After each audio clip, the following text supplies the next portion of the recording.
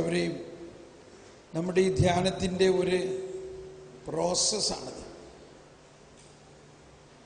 നമ്മൾ പുതിയ കാര്യങ്ങൾ, ഒരുപാട് കാര്യങ്ങൾ പഠിക്കാൻ പോവുകയാണ്.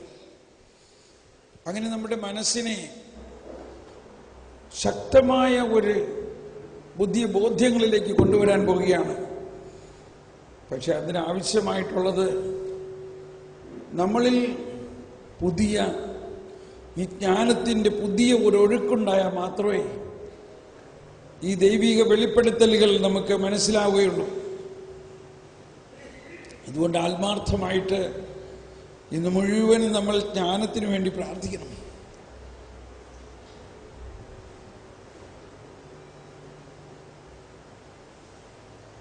ഇന്നത്തെ ലേഖന ഭാഗത്ത് നമ്മൾ കേട്ടു ജ്ഞാനത്തെക്കുറിച്ച്. ഇന്ന് അച്ഛൻ്റെ പ്രസംഗത്തിൽ അച്ഛൻ ജ്ഞാനത്തെക്കുറിച്ച് വളരെ മനോഹരമായി നമ്മൾക്ക് പരിശുദ്ധാത്മാവിലൂടെ ലഭിച്ചു.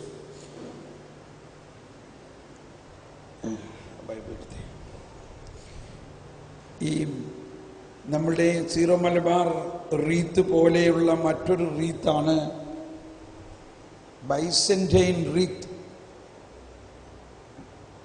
ആ ബൈസന്റൈൻ കത്തോലിക്ക റീത്തിലെ വൈദികൻ സുവിശേഷം വായിക്കുന്നതിന് മുൻപ് സുവിശേഷം ഉയർത്തിപ്പിടിച്ചുകൊണ്ട് ഇങ്ങനെ പ്രഖ്യാപിക്കുന്നു: Wisdom be attentive. ജ്ഞാനം ശ്രദ്ധയോടെ കേൾക്കുവിൻ. അങ്ങനെയാണ് സുവിശേഷ വായന ആരംഭിക്കുന്നത്. അതൊരു മനോഹരമായ അനുഭവമാണ്. ഞാൻ ആ കുർബാനയിൽ പലപ്പോഴും പങ്കെടുത്തിട്ടുള്ളതാണ്. Wisdom be attentive. ജ്ഞാനം ശ്രദ്ധയോടെ കേൾക്കുവിൻ. സ്നേഹമുള്ളവരെ, ഈ ദൈവത്തിൻ്റെ വചനം ദൈവത്തിൻ്റെ ജ്ഞാനമാണ്. ഇന്ന് നമ്മൾ അച്ഛൻ്റെ പ്രസംഗത്തിൽ കേട്ടു ജ്ഞാനത്തിൻ്റെ പുസ്തകം 6-ാം അധ്യായം 11. അതിലേക്ക് പോകുന്നതിന് മുൻപ് നമുക്ക് മനസ്സിലാക്കേണ്ട 1-2 പ്രത്യേകതകൾ. ഈ വിശുദ്ധ ലിഖിതങ്ങൾ മുഴുവനും അറിയാൻ തക്ക വിധം മനുഷ്യവംശത്തിൻ്റെ കണ്ണു തുറന്നത് യേശുവിൻ്റെ ഉത്ഥാനത്തിനും ശേഷമാണ്. അതിനു മുൻപ് അതുപോലെ ഇതാർക്കും വെളിപ്പെടുത്തി കൊടുത്തിരുന്നില്ല. വിശുദ്ധ ലിഖിതങ്ങൾ ഗ്രഹിക്കാൻ തക്ക വിധം അവൻ അവരുടെ കണ്ണു തുറന്നു എന്ന് ലൂക്കായുടെ സുവിശേഷം 24-ാം അധ്യായത്തിൽ 45-ാമത്തെ വചനത്തിൽ ഈശോ പറയുന്നത്, അല്ലെങ്കിൽ എഴുതപ്പെട്ടിരിക്കുന്നതിൻ്റെ അർത്ഥം അവിടെ കൂടിയിരുന്ന ചിലർക്ക് വേണ്ടിയല്ല, പ്രപഞ്ചം മുഴുവനും വേണ്ടിയിട്ട് വിശുദ്ധ ലിഖിതങ്ങൾ ഗ്രഹിക്കാൻ തക്ക വിധം അവരുടെ ആത്മാവിലേക്ക് ദൈവം ഒരു പ്രത്യേക ജ്ഞാനം നൽകി, വെളിപാടിൻ്റെ ജ്ഞാനം നൽകി. നമ്മൾ ആ കാലഘട്ടത്തിൽ ജീവിക്കുന്നവരാണ് നമ്മൾ. Praise the Lord. ഇത് നമുക്ക് കൂടി വേണ്ടിയാണിത്. വിശുദ്ധ ലിഖിതങ്ങൾ ഗ്രഹിക്കാൻ തക്ക വിധം അവൻ അവരുടെ കണ്ണുകൾ തുറന്നു എന്ന് പറയുന്നു. എഫേസോസുകാർക്ക് എഴുതിയ ലേഖനത്തിൽ 1-ാം അധ്യായത്തിൽ 17-ാമത്തെ വചനത്തിൽ പറയുന്നത്,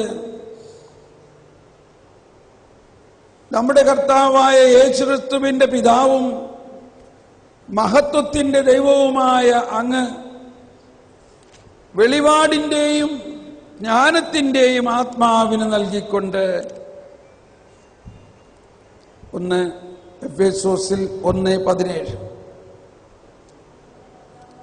നമ്മുടെ കർത്താവായ യേശുക്രിസ്തുവിന്റെ ദൈവവും മഹത്വത്തിന്റെ പിതാവുമായവൻ, എല്ലാവരും ഒന്ന് കരം ഉയർത്തിയേറ്റ് പറഞ്ഞുകൊണ്ട്, ജ്ഞാനത്തിന്റെയും, പോരാ ശബ്ദം പോരാ, ഒന്ന് ഉച്ചത്തിൽ, ജ്ഞാനത്തിന്റെയും വെളിപാടിന്റെയും ആത്മാവിനെ നിങ്ങൾക്ക് പ്രദാനം ചെയ്തുകൊണ്ട് തന്നെക്കുറിച്ചുള്ള പൂർണ്ണമായ അറിവിലേക്ക് നിങ്ങളെ നയിക്കട്ടെ. ഒരിക്കൽ കൂടി, നമ്മുടെ കർത്താവായ യേശുക്രിസ്തുവിന്റെ ദൈവവും മഹത്വത്തിന്റെ പിതാവുമായവൻ ജ്ഞാനത്തിന്റെയും വെളിപാടിന്റെയും ആത്മാവിനെ നൽകിക്കൊണ്ട്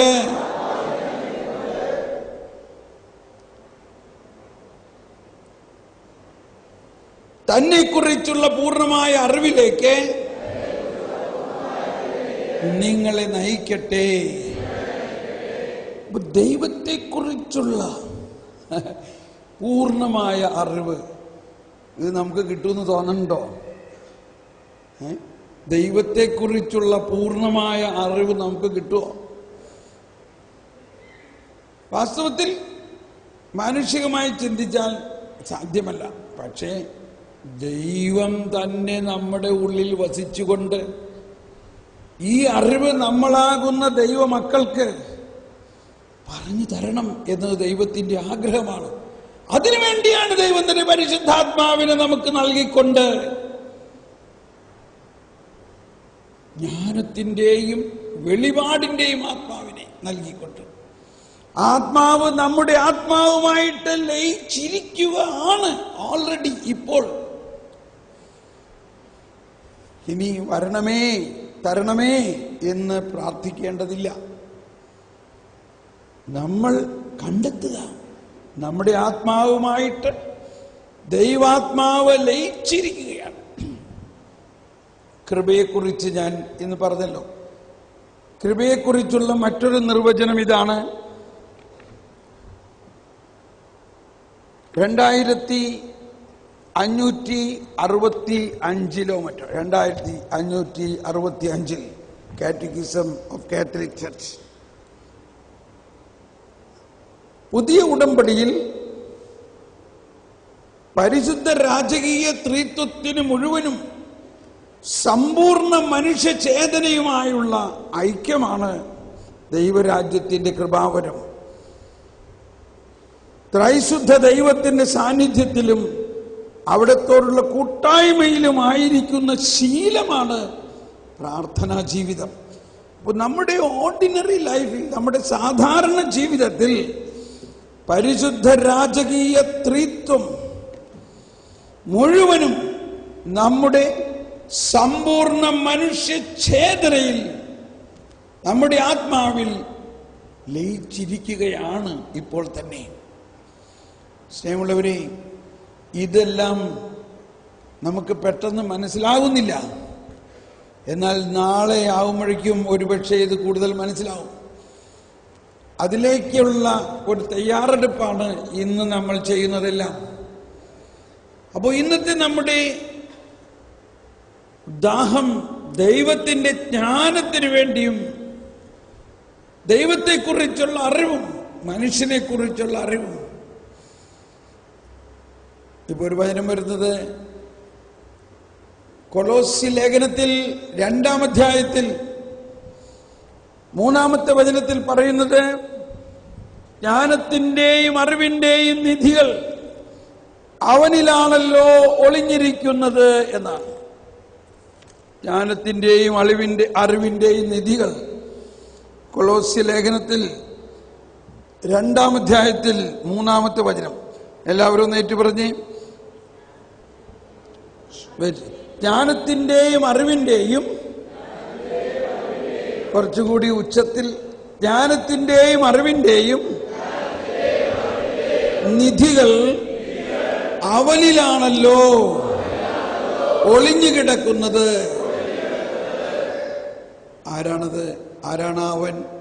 കർത്താവായ യേശുക്രിസ്തു. അതിനു മുൻപുള്ള അധ്യായത്തിൽ 1-ാം അധ്യായത്തിൽ പറയുന്നുണ്ട്,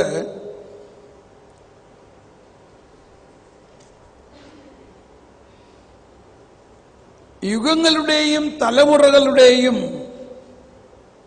1-ാം അധ്യായം കൊലോസ്യ 1-ാം അധ്യായം 26-ാമത്തെ വചനത്തിൽ, യുഗങ്ങളുടെയും തലമുറകളുടെയും ആരംഭം മുതൽ മറച്ചുവെക്കപ്പെട്ടിരുന്ന ഈ രഹസ്യം ഇപ്പോൾ അവിടുന്ന് തന്റെ വിശുദ്ധർക്ക് വെളിപ്പെടുത്തിയിരിക്കുന്നു. ഈ രഹസ്യത്തിന്റെ മഹത്വം വിജാതീയരുടെ ഇടയിൽ എത്ര ശ്രേഷ്ഠമാണെന്ന് വിശുദ്ധർക്ക് വ്യക്തമാക്കി കൊടുക്കാൻ അവിടുന്ന് തീരുമാനിച്ചു. ഇനി എല്ലാവരും ഒരു കരമുയർത്തി ശബ്ദമുയർത്തി ഏറ്റു പറയാം. എല്ലാവരും ശബ്ദമുയർത്തേ. ഈ രഹസ്യമാകട്ടെ, ഈ രഹസ്യമാകട്ടെ മഹത്വത്തെക്കുറിച്ചുള്ള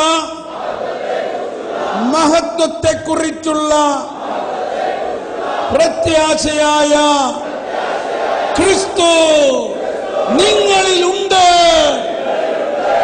ക്രിസ്തു നിങ്ങളിലുണ്ട് എന്നത് തന്നെ.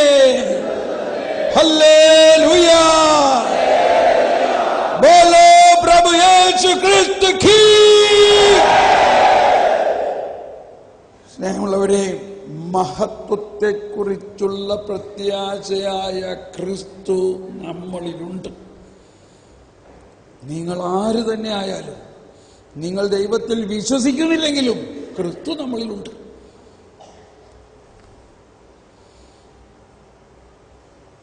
ഈ രഹസ്യമാകട്ടെ വിജാതീയരുടെ ഇടയിൽ എത്ര. അപ്പൊ അന്ന് ചിലവർ വിചാരിച്ചത് യഹൂദരിൽ മാത്രമേ ഈ രക്ഷ വരുവുള്ളൂ, യഹൂദരിൽ മാത്രമേ ദൈവമുള്ളൂ. അതാണ് വിജാതീയർ എന്ന് അവിടെ പറയുന്നത്. എല്ലാ ജാതി മതസ്ഥരിലും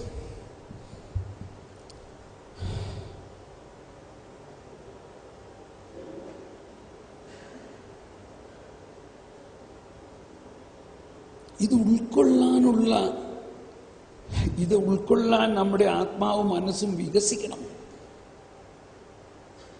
സ്നേഹമുള്ളവരെ, എനിക്ക് ദൈവം എന്നിൽ തന്നെ വസിക്കുന്നു എന്നുള്ള ആ യാഥാർത്ഥ്യത്തിന്റെ അനുഭവമുണ്ടായ അന്നും എനിക്ക് രാത്രി ഭയങ്കര സന്തോഷം. എനിക്ക് ഉറക്കമേ വരുന്നില്ല. അതോടൊപ്പം ഞാൻ ഭയങ്കര മാനസാന്തര അനുഭവത്തിലേക്കാണ്. എന്താ എൻ്റെ മാനസാന്തരം? എന്താ എൻ്റെ പശ്ചാത്താപം? എൻ്റെ പശ്ചാത്താപം ഞാൻ ചെയ്ത പാപങ്ങളെക്കുറിച്ചൊന്നുമല്ല. ഇത്രയും നാൾ, ഈ കാലമത്രയും ഈ കർത്താവ് എൻ്റെ ഉള്ളിലുണ്ടായിരുന്നിട്ടും ഞാൻ അറിഞ്ഞില്ലല്ലോ. ഇതായിരുന്നു എൻ്റെ പശ്ചാത്താപം.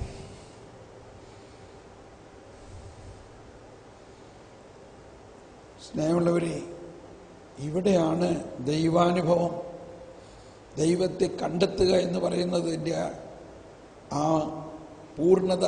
ദൈവം നമ്മോട് കൂടെ. അപ്പൊ നമ്മളിൽ മാനസാന്തരം എന്നുകൊണ്ട് പറയുന്നത് പ്രധാനമായിട്ടും നമ്മളിൽ ഒരു നിധി ഒളിഞ്ഞു കിടക്കുന്നു.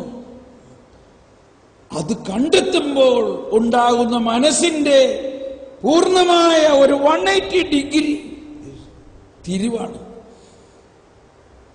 നമ്മളുടെ ചിന്തയും ഭാവനയും എല്ലാം ഈ ലോകത്തിൽ നിന്നും, അതിൻ്റെ ആഗ്രഹങ്ങളിൽ നിന്നും, അതിൻ്റെ മോഹങ്ങളിൽ നിന്നും, അതിൻ്റെ ജ്ഞാനത്തിൽ നിന്നും തിരിഞ്ഞ് നമ്മിൽ വസിക്കുന്ന ദൈവത്തിലേക്ക് തിരിയുന്നു. ആ ദൈവത്തെക്കുറിച്ചുള്ള അറിവ്, ആ ദൈവത്തിൻ്റെ ശക്തി, ആ ദൈവത്തിൻ്റെ സ്നേഹം, ആ ദൈവത്തിൻ്റെ ജ്ഞാനം, അതുമാത്രമാകും ഊണും ഉറക്കവും ഇല്ലാതെ, പിന്നെ പകലും രാത്രിയും ഇല്ലാതെ അതിനുവേണ്ടി, ആ അറിവിന് വേണ്ടി, ആ ദൈവവുമായിട്ടുള്ള ലയനത്തിലേക്ക് നമ്മളെ വളർത്തുന്ന ഒരു അനുഭവമാണ്.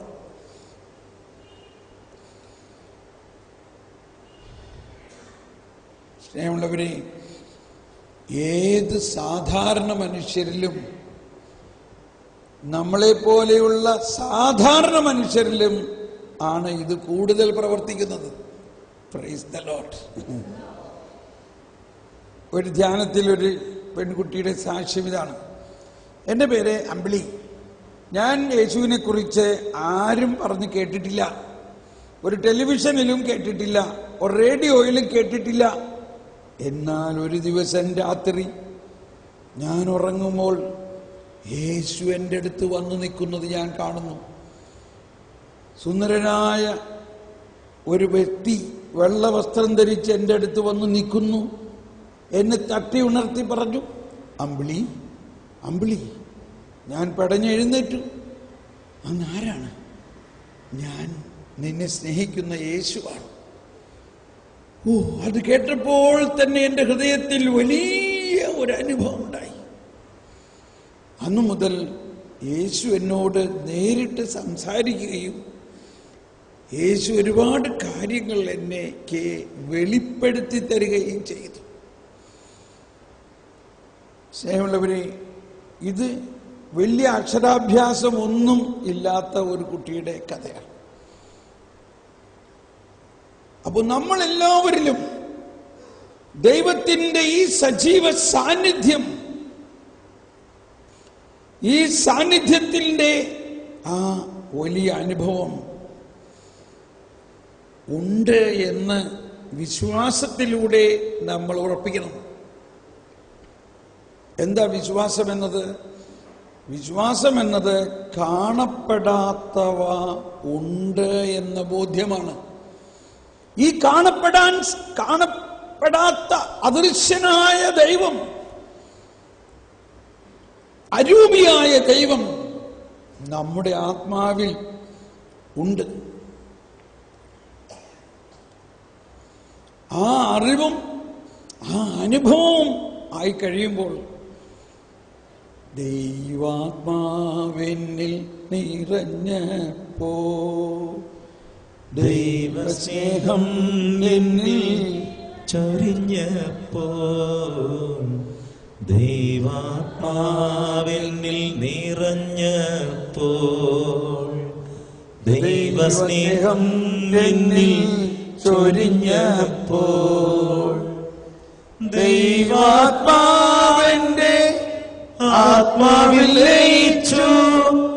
ആബാ പിതാവെന്ന് ഞാൻ വിളിച്ചു. ദൈവാത്മാവെന്റെ ആത്മാവിൽ ലയിച്ചു. ആബാ പിതാവെന്ന് ഞാൻ വിളിച്ചു. സ്നേഹമുള്ളവരെ, ദൈവം എവിടെയാ? Where is the contact point? കൃത്യമായത് അറിയണം. എവിടെയാണ് ഈ ദൈവം? നമ്മുടെ ആത്മാവിൽ. ദൈവാത്മാവിന് നമ്മുടെ ആത്മാവിൽ ലയിക്കാൻ പറ്റുന്ന ഒരു സംവിധാനത്തിലാണ് ദൈവം നമ്മെ സൃഷ്ടിച്ചിരിക്കുന്നത് തന്നെ. ഇതാണ് നമ്മൾ കണ്ടെത്തേണ്ട ഒരു കോണ്ടാക്ട് പോയിന്റ്, ഒരു മീറ്റിംഗ് പോയിന്റ്. ഞാൻ മണിക്കൂറുകളോളം പ്രാർത്ഥിക്കുന്നതെല്ലാം ഈ ഉള്ളിൻ്റെ ഉള്ളിലെ ആ ലയനത്തിൽ ദൈവത്തിൻ്റെ ഇഷ്ടമുള്ളതെല്ലാം എന്നിലേക്ക് ഒഴുക്കട്ടെ. എൻ്റെ ഇഷ്ടമല്ല, ദൈവത്തിൻ്റെ. അത് ഞാൻ നാളെ പറയാം. അപ്പോൾ ദൈവത്തിൻ്റെ ജ്ഞാനത്തിലൂടെയാണ്. വായിക്കാം. കൊരിന്ത്യർക്കാർക്ക് എഴുതിയ ലേഖനം 1-ാം ലേഖനത്തിൽ 2-ാം അധ്യായത്തിൽ 5-ാമത്തെ വചനം പറയുന്നത് ഇതാണ്: നിങ്ങളുടെ വിശ്വാസത്തിന്റെ അടിസ്ഥാനം മാനുഷിക വിജ്ഞാനമാകാതെ ദൈവിക ശക്തിയാകാനായിരുന്നു അത്. എന്നെല്ലാവരും ഏറ്റു പറഞ്ഞ്, നിങ്ങളുടെ വിശ്വാസത്തിന്റെ അടിസ്ഥാനം മാനുഷിക വിജ്ഞാനമാകാതെ ദൈവശക്തിയാകാനായിരുന്നു അത്. ദൈവശക്തി. ഒന്നുകൂടി എല്ലാവരും ഒന്ന് കരമുയർത്തിയേറ്റ് പറഞ്ഞ ആ വചനം: നമ്മുടെ വിശ്വാസത്തിന്റെ അടിസ്ഥാനം മാനുഷിക വിജ്ഞാനമാകാതെ ദൈവശക്തിയാകാനായിരുന്നു അത്. നമ്മുടെ വിശ്വാസവും ജ്ഞാനവും തമ്മിലൊരു ബന്ധമുണ്ടാകണം. നമ്മുടെ വിശ്വാസത്തിന്റെ അടിസ്ഥാനം മാനുഷിക വിജ്ഞാനമാകാതെ ദൈവശക്തി. ഇവിടെയാണ് നമ്മളുടെ ദൈവാനുഭവം, വളർച്ച, മാനസാന്തരം. പ്രത്യേകിച്ച് നിങ്ങളെപ്പോലെയുള്ളവർ ഈ വിശുദ്ധ സ്ഥലത്ത് ഈ വലിയ ധ്യാന കൂടാരത്തിൽ ഈ ശുശ്രൂഷയിൽ എല്ലാ ദിവസവും നിരവധി വചനങ്ങളും പ്രഘോഷങ്ങളും എല്ലാം കേൾക്കുന്നവരാണ് നമ്മൾ. എന്തിൻ്റെ ആ കുറവ്? നമുക്ക് എന്തിൻ്റെ കുറവ് പറയും? ഡിവൈൻ ടിവിയുടെ പ്രവർത്തനത്തിലൂടെ എല്ലാ ദിവസവും എന്തോരം ദൈവവചനങ്ങളാണ് നമ്മൾ കേൾക്കുന്നത്. ഈ പരിസരത്തിൽ എവിടെ പോയാലും ഒരു ക്ലാസ് എല്ലാ ദിവസവും കേൾക്കാം, വിശുദ്ധ കുർബാന അർപ്പിക്കാം. എന്താ നിങ്ങൾക്കില്ലാത്തതുണ്ട്? എന്നാൽ ഇതെല്ലാം ഉണ്ടായതുകൊണ്ടും ഒരു പ്രയോജനമില്ല. എങ്ങനെയല്ലെങ്കിൽ നിങ്ങളുടെ വിശ്വാസത്തിന്റെ അടിസ്ഥാനം മാനുഷിക വിജ്ഞാനത്തിലാണെങ്കിൽ ഇതെല്ലാം കിട്ടിയത് കൊണ്ട് ഒരു വലിയ പ്രയോജനമൊന്നുമില്ല. എന്നാൽ എപ്പോഴാണ് പ്രയോജനം ഉണ്ടാകുന്നത്? നിങ്ങളുടെ വിശ്വാസത്തിന്റെ അടിസ്ഥാനം മാനുഷിക വിജ്ഞാനത്തിൽ നിന്നും വിട്ട് ദൈവശക്തിയാണ്. ഒരു ഉദാഹരണം ഞാൻ പറയുകയാണെങ്കിൽ, ഇപ്പോൾ ഒരു പ്രാർത്ഥനാ ഗ്രൂപ്പ് ലീഡറിൻ്റെ അടുത്ത് ചെന്നിട്ട് പറഞ്ഞു, ബ്രദറെ, ഞങ്ങളുടെ അയൽവക്കത്തെ ഒരു പെണ്ണിൻ്റെ ഒരു സഹോദരി പറഞ്ഞതാ, ഞാൻ ഞങ്ങളുടെ പ്രാർത്ഥനാ ഗ്രൂപ്പ് ലീഡറിൻ്റെ അടുത്ത് പറഞ്ഞു, ഞങ്ങളുടെ അടുത്ത വീട്ടിലൊരു പിശാചുബാധയുണ്ട്, ബ്രദർ ഒന്ന് വന്ന് പ്രാർത്ഥിക്കണം. അയ്യോ, അവിടെ നിന്ന് പോയേക്കരുത്, ഒക്കെ ബന്ധനമാണ്, ആ പിശാചൊക്കെ നമ്മുടെ മേത്ത് വരും, അതുകൊണ്ട് ഞാനില്ല. ഇപ്പൊ നിങ്ങൾ ഡിവൈനിൽ പ്രവർത്തിക്കുന്ന ആളാണെന്ന് കേട്ട് കഴിഞ്ഞാൽ തീർച്ചയായിട്ടും നിങ്ങളോടും വന്ന് പറയും, നിങ്ങൾ ഡിവൈനിൽ പ്രവർത്തിക്കുന്ന ആളാണ്, Divine T V, Goodness T V, ഒന്ന് ഞങ്ങളുടെ അയലോക്കത്തെ ആ ഭൂതത്തെ ഒന്ന് ഒഴിപ്പിച്ചു തരാമോ? എന്താ നിങ്ങൾ പറയാ? എന്തു പറയും നിങ്ങൾ? ഇപ്പോഴറിയാ കുട്ടപ്പന്റെ ശക്തി. ഇവിടെയാണ് പൗലോസ്ലീഹ പറഞ്ഞത്. അപ്പൊ ഈ പ്രാർത്ഥനാ ഗ്രൂപ്പിന്റെ ലീഡർ ഡിവൈനെ ശുശ്രൂഷ ചെയ്യുന്ന ഒരാളെന്ന് വിചാരിച്ചോ? നിങ്ങളുടെ അടുത്ത് വന്ന് പറയുകയാണ്, നമ്മുടെ അടുത്ത വീട്ടിൽ ഭയങ്കര പിശാചുബാധയാണ്, ഒന്ന് വന്ന് പ്രാർത്ഥിച്ചേ. അപ്പൊ അദ്ദേഹം പറയാണ്, അയ്യോ, അവിടേക്കൊന്നും നമ്മൾ പോകരുത്, ആ പിശാചൊക്കെ നമ്മുടെ മേത്ത് വരും. ഇതാണ് നമ്മുടെ വിശ്വാസമെങ്കിൽ ഈ പറഞ്ഞത് അനുസരിച്ച് നമ്മൾ എവിടെയാ? നിങ്ങളുടെ വിശ്വാസത്തിന്റെ അടിസ്ഥാനം മാനുഷിക വിജ്ഞാനത്തിൽ കുടുങ്ങിക്കിടക്കുന്നു, ദൈവശക്തിയിലായിരിക്കണം. ശ്രദ്ധിക്കണേ, എന്താണ് ദൈവശക്തി എന്ന് പറയുന്നത്? അപ്പൊ ഇവിടെയാണ് ജ്ഞാനം. ദൈവിക ജ്ഞാനത്തിന്റെ അടിസ്ഥാനത്തിലുള്ള വിശ്വാസമാണെങ്കിൽ ആദ്യം മനസ്സിലാക്കേണ്ടത്, ആരാണ് ഈ പിശാച്, ആരാണ് ദൈവം? പിശാചും ദൈവവും തമ്മിലുള്ള വ്യത്യാസം എന്താ? ആരെങ്കിലും ഒന്ന് പറയാമോ? പിശാചും ദൈവവും തമ്മിലുള്ള വ്യത്യാസം എന്താ? ഒന്ന് കൈവീശി കാണിച്ചേ, എല്ലാവരും ഒന്ന് കൈവീശി. ഒന്ന് കൈ അങ്ങ് ശരിക്ക് വീശി അടുത്തിരിക്കുന്ന ആളുടെ മുതുകിനൊരു തട്ട് കൊടുത്തേ, സ്നേഹത്തിലൊന്ന് തട്ട്. ടെടട്ടട ടെടട്ടട. തട്ടിയോ? ഓക്കെ. കേട്ടോ, ഇപ്പൊ എല്ലാവരും. പിശാചും ദൈവവും തമ്മിലുള്ള വ്യത്യാസം എന്താ? നിങ്ങൾ പറഞ്ഞില്ലെങ്കിൽ നിങ്ങൾ പരാജയപ്പെട്ടതായിട്ട് ഡിക്ലെയർ ചെയ്യൂട്ടോ.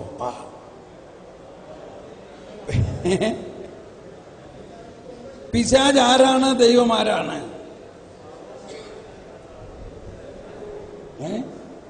പിശാച് ആരാ?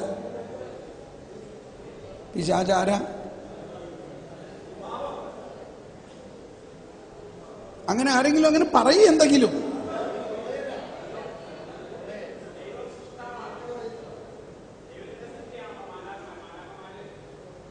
Very good. ഒരു കൈയടിച്ച അദ്ദേഹത്തിന് വേണ്ടി.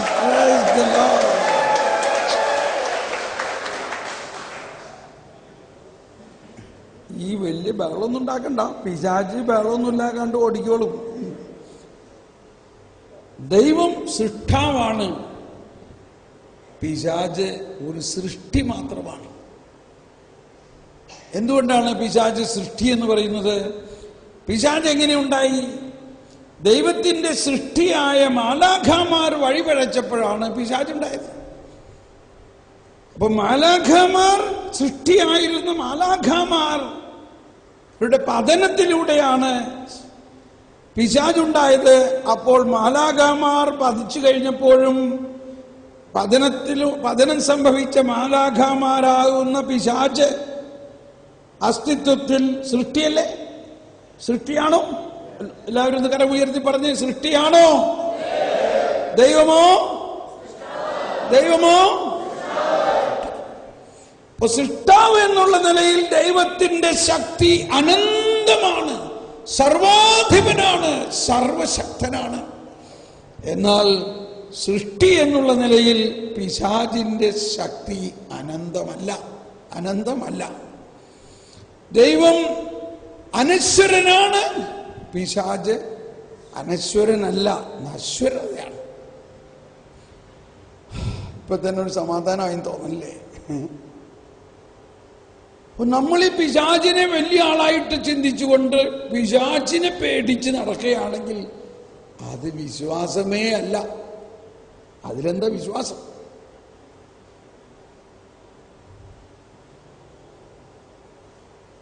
അതാണ് പൗലോസ്ലീഹ പറഞ്ഞത്, നിങ്ങളുടെ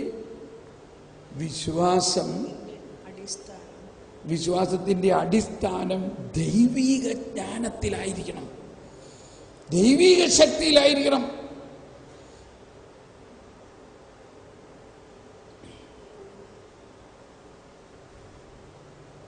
ഇത് സംബന്ധിച്ച് ഒരുപാട് അനുഭവങ്ങൾ എനിക്കുണ്ട്. അതൊക്കെ ഞാൻ വെട്ടിച്ചുരുക്കുകയാണ്. ഒരു കാര്യം ഞാൻ പെട്ടെന്ന് പറയാൻ തോന്നുന്ന ഇതാണ്. ഞാനൊരിക്കൽ ജർമ്മനിയിൽ ഒരു ധ്യാനത്തിൽ പോകുമ്പോൾ അവിടെ ധ്യാനിപ്പിക്കേണ്ട സ്ഥലത്ത് ചെന്നപ്പോൾ ഇത്തിരി വൈകിപ്പോയി. അപ്പോൾ അച്ഛൻ പറഞ്ഞു, തോമസ് പോൾ ഇനി നേരത്തെ വരുന്നില്ല, വരാണ്ടായപ്പോൾ ഞാൻ വിചാരിച്ചു ഇനി ഇന്ന് വരില്ല എന്ന് വിചാരിച്ചു. മുറികളെല്ലാം എല്ലാവർക്കും കൊടുത്തു. ഞാൻ പറഞ്ഞു കുഴപ്പമൊന്നുമില്ല, ഞാനീ സോഫയിൽ എവിടെയെങ്കിലും കിടന്നോളാം. അയ്യോ, ധ്യാനഗുരു അങ്ങനെയൊന്നും കിടക്കാൻ സമ്മതിക്കില്ല. പിന്നെ അച്ഛൻ പറഞ്ഞു, ഒരു മുറിയുണ്ട്, പക്ഷെ ആ മുറിയിൽ ഒരു പ്രശ്നമുണ്ട്. പാതിരാത്രി ആവുമ്പോൾ അവിടെ ഒരു പിശാച് വരും. അപ്പൊ അതിൽ കിടക്കുന്ന ആളുകൾ പാതിരാത്രി ആവുമ്പോൾ പുറത്ത് ഓടി വരും. അപ്പൊ ഞാൻ പറഞ്ഞു, അങ്ങനെയെങ്കിൽ ആ മുറി എനിക്ക് തരും. അച്ഛോ ഭയങ്കര പ്രശ്നമാവും രാത്രി. ഞാൻ പറഞ്ഞു, ഒരു പ്രശ്നമാവില്ല അച്ഛോ, ഇന്ന് ആ പിശാചിന്റെ അവസാനമായിരിക്കും. Praise the Lord. അങ്ങനെ അവസാനം ഞാൻ ആ മുറിയിൽ സ്വീകരിച്ചു. എനിക്ക് എന്റെ ബോധ്യം ഇതാണ്, എന്റെ ഉള്ളിൽ ദൈവമുള്ളപ്പോ എന്നെ തൊടാനേത് പിശാചിന് ധൈര്യമുണ്ട്? പറയും. എന്റെ ഉള്ളിൽ ദൈവമുള്ളപ്പോ എന്നെ ഏതെങ്കിലും പിശാച് തൊടുവോ? ഇതാണ് നമ്മുടെ വിശ്വാസം. ഞാൻ ദൈവത്തെ കൊണ്ടു നടക്കുന്ന ദൈവവാഹകനാണ്. അതിനാണ് ക്രിസ്റ്റഫർ എന്ന് പറയുന്നത്, അതിനാണ് ക്രിസ്ത്യാനി എന്ന് പറയുന്നത്. ദൈവത്തെ വഹിക്കുന്നവനാണ്, ക്രിസ്തുവിനെ വഹിക്കുന്നവനാണ്. സകല പിശാചുക്കളെയും പരാജയപ്പെടുത്തിയ ക്രിസ്തു നമ്മളിൽ വസിക്കുന്നു. ഞാൻ സുഖമായിട്ട് കിടന്നുറങ്ങി. രാവിലെ അച്ഛൻ വന്ന് മുട്ടിയപ്പോഴാണ് എണീറ്റത്. അച്ഛൻ ചോദിച്ചു, എന്തായി? ഞാൻ പറഞ്ഞു, എന്തായി? എൻ്റെ കൂർക്കം വലി കേട്ടപ്പോഴേ പിശാച് പോയിട്ടുണ്ടാവും. എനിക്ക് ഒരു പ്രശ്നം ഉണ്ടായില്ല. സ്നേഹമുള്ളവരെ, നമ്മുടെ വിശ്വാസത്തിന്റെ അടിസ്ഥാനം ദൈവിക ജ്ഞാനമാകണം. ഇങ്ങനെ മനുഷ്യർ പറയുന്നതെല്ലാം കേട്ടുകൊണ്ട് മാനുഷിക ബുദ്ധിയുടെ അടിസ്ഥാനത്തിലാകരുത്. വെറുതെ ആവശ്യമില്ലാണ്ട് അവിടെയൊക്കെ പോയി പ്രാർത്ഥിക്കുന്നുണ്ട്, ആ പിശാചൊക്കെ നിന്റെ അകത്ത് വരും, തിരിച്ചടി ഉണ്ടാവും.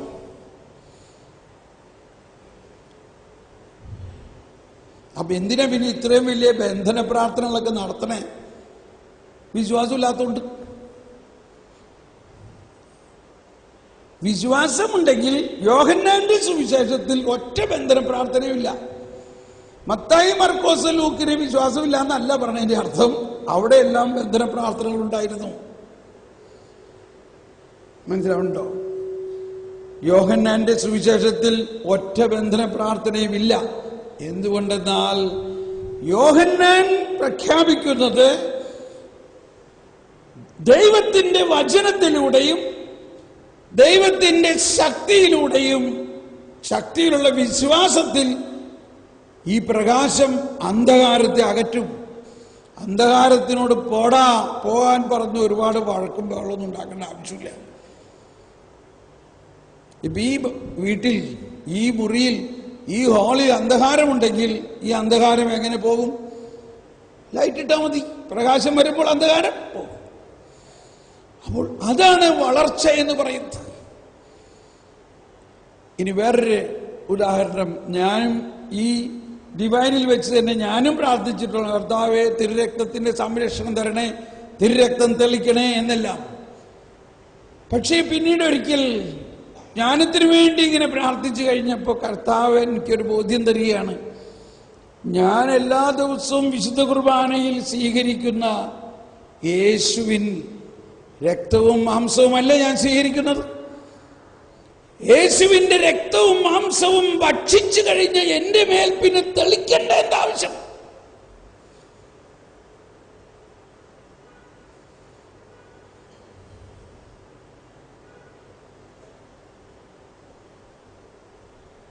എന്താ ശരിയല്ലോ? അപ്പൊ എന്തുകൊണ്ടാണ് പണ്ട് അങ്ങനെയൊക്കെ നമ്മൾ പ്രാർത്ഥിച്ചത്? അപ്പോഴാണ് ഞാൻ അതിന്റെ ഒരു ഒറിജിൻ, എവിടെ നിന്നാണ് ഇത് ഒറിജിൻ ഉണ്ടായത്? ഇതൊരു കത്തോലിക്ക ഒറിജിൻ അല്ല. കത്തോലിക്കർക്ക് അങ്ങനെ പ്രാർത്ഥിക്കേണ്ട ആവശ്യമില്ല. കാരണം കത്തോലിക്കരിൽ നമ്മൾ യേശുവിനെ വിശുദ്ധ കുർബാനയിൽ സ്വീകരിക്കുമ്പോൾ രക്തവും മാംസവുമായി സ്വീകരിക്കുന്ന ആ രക്തവും മാംസം എന്ന് പറഞ്ഞാൽ ആരാ? യേശു തന്നെയാണ് നമ്മളിൽ എഴുന്നള്ളിയിരിക്കുന്നത്. അത് പിന്നെ എനിക്ക് പിന്നെ ഇങ്ങനെ എൻ്റെ മേൽ തെളിച്ച് സംരക്ഷണം കൊടുക്കണമെന്ന് എനിക്ക് തോന്നിയിട്ടില്ല. കാരണം എൻ്റെ ഉള്ളിൽ ജീവിക്കുന്ന ക്രിസ്തുവിനെ എനിക്കൊരു അനുഭവമായിട്ടിരിക്കുമ്പോൾ വേറെ ഒരു പ്രൊട്ടക്ഷന്റെ ആവശ്യമില്ല എനിക്ക്.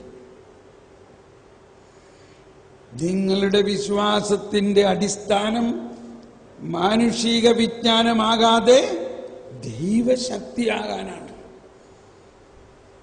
ഒന്ന് സ്തുതിച്ച് പ്രാർത്ഥിച്ച് ഒന്ന് എഴുന്നേറ്റ് നിന്നിട്ട് കൈകളൊന്ന് ഉയർത്തിക്കൊണ്ട് ദൈവമേ ജ്ഞാനം നൽകണമേ എന്നൊന്ന് പ്രാർത്ഥിച്ച് ഹല്ലേലൂയ ഹല്ലേലൂയ ഹല്ലേലൂയ. ജ്ഞാനം നൽകണമേ പരിശുദ്ധാത്മാവേ, ജ്ഞാനം നൽകണമേ, ദൈവജ്ഞാനം നൽകണമേ. ഓ പരിശുദ്ധാത്മാവേ, ദൈവിക ജ്ഞാനത്തിൽ ഞങ്ങളെ നിറയ്ക്കണമേ, ഞങ്ങളിലുള്ള ജ്ഞാനം തുറക്കണമേ. എല്ലാവരും ശബ്ദമുയരട്ടെ, ഹൃദയം തുറന്ന് ജ്ഞാനത്തിന് വേണ്ടി ദാഹിക്കുക, ജ്ഞാനത്തിന് വേണ്ടി ദാഹിക്കുക. ജ്ഞാനം നൽകണമേ, ജ്ഞാനം ജ്ഞാനം ജ്ഞാനം. Praise the Lord. ഇരിക്കാം. ഇപ്പൊ കുറച്ചു പേരെങ്കിലും ആകാംക്ഷയോടെ ഇരിക്കുകയാണ്. എപ്പോഴായിരിക്കുമോ ഇന്നത്തെ ദിവസം അവസാനിക്കണമെന്നില്ലേ? ഈ ദിവസത്തിന് അവസാനമില്ല. മനസ്സിലായിട്ടുണ്ടോ? ഇവിടെ ഞാൻ 12 മണിക്കൂർ ധ്യാനിപ്പിച്ചിട്ടുള്ള സ്ഥലമാണ്. അതായത് രാവിലെ 6 മണി മുതൽ രാത്രി 12 മണി വരെ ധ്യാനിപ്പിച്ച ആ ധ്യാനത്തിലുണ്ടായിരുന്ന ആരെങ്കിലും ഇവിടെ ഉണ്ടോ? ഉണ്ട്. കണ്ടോ? ഇവിടെ ഉണ്ട്. എത്ര 19 വർഷം മുമ്പാണെന്നുള്ളൂ, അല്ലെങ്കിൽ 15 വർഷം മുമ്പാണ്. അതുകൊണ്ട് നിങ്ങളെ എൻ്റെ കയ്യിൽ കർത്താവ് തന്നിരിക്കുകയാണ്. ഇനി നിങ്ങളുടെ മേലുള്ള സർവാധിപത്യം എനിക്ക് കിട്ടിയിരിക്കുകയാണ്. മനസ്സിലാവുന്നുണ്ടോ? അതുകൊണ്ട് ആരും ഇവിടെ നിന്ന് പോകാമെന്ന് വിചാരിക്കണ്ട. എന്തു പറയണു? സമ്മതിച്ചോ? Okay, very good. നല്ല ചുണയുള്ള ആൾക്കാരുണ്ട് ഇവിടെ. ഒരു കാര്യം പറയാം. ഇപ്പൊ ഞാൻ സാമ്പിൾ 1-2 ഇങ്ങനെ ഓരോന്ന് പറഞ്ഞു വരുമ്പോൾ നിങ്ങൾക്ക് ഇതിനകത്തൊരു അഭിരുചി തോന്നുന്നുണ്ടോ? ഇത് വളരെ അനുഭവമാകാവുന്ന ഒരു കാര്യമാണ്. പക്ഷേ ഈ 3 ദിവസം വളരെ കുറവാണ്. പക്ഷേ നിങ്ങളെ സംബന്ധിച്ച് 3 ദിവസം എന്ന് പറഞ്ഞാൽ ഒരു വർഷത്തിൽ 3 ദിവസം ഈ ശുശ്രൂഷ അല്ലെങ്കിൽ ടെലിവിഷൻ പ്രൊഡക്ഷൻ ബന്ധാക്കി വെക്കുക എന്ന് പറഞ്ഞാൽ എന്തോ ഒരു വലിയ ഒരു കാര്യമാണ്. അതുകൊണ്ട് 3 ദിവസത്തിൽ കൂടുതൽ പറ്റുമില്ല. അതുകൊണ്ട് നിങ്ങൾ തന്നെ കുറച്ച് കഷ്ടപ്പെടണം. അപ്പം അതുകൊണ്ട് എനിക്ക് തോന്നുന്നത് നമ്മളൊരു 9 മണി വരെയെങ്കിലും പോണം കേട്ടോ. 8 മണിക്ക് ആരാധന എഴുന്നള്ളിച്ച് വെച്ച് പ്രാർത്ഥിച്ച്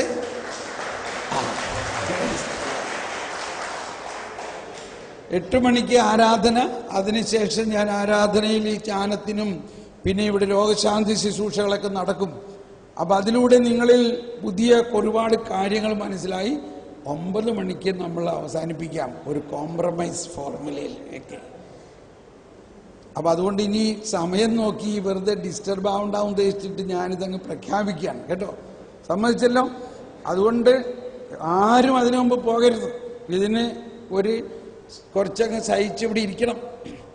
പുറത്ത് ചിലപ്പോൾ ചിലവർ വന്നു പോകുന്നവരൊക്കെ ഉണ്ടായാലും ഞാനും ഇവിടുന്ന് 11 മണിക്കൊക്കെ എറണാകുളത്ത് പോയിട്ടുള്ളതാണ്, തൃശ്ശൂരും പോയിട്ടുള്ളതാണ്. ഇതിൽ കൂടുതൽ ദൂരം ആരും പോകാനില്ലല്ലോ. കൂടി വന്നാൽ തൃശ്ശൂർ വരെ പോകാനുണ്ടാവും, അല്ലെങ്കിൽ എറണാകുളത്ത് വരെ പോകാനുണ്ടാവും. അതിന് നിങ്ങൾക്ക് മോട്ടോർ സൈക്കിളോ അല്ലെങ്കിൽ ഇവിടുത്തെ ഹൈവേയിൽ ബസ്സും ഒക്കെ ഉണ്ട്. അതുകൊണ്ട് ഒരാളും പോകരുത്. നിങ്ങൾ ഇത് സഹിച്ചിരിക്കണം. Okay, praise the Lord.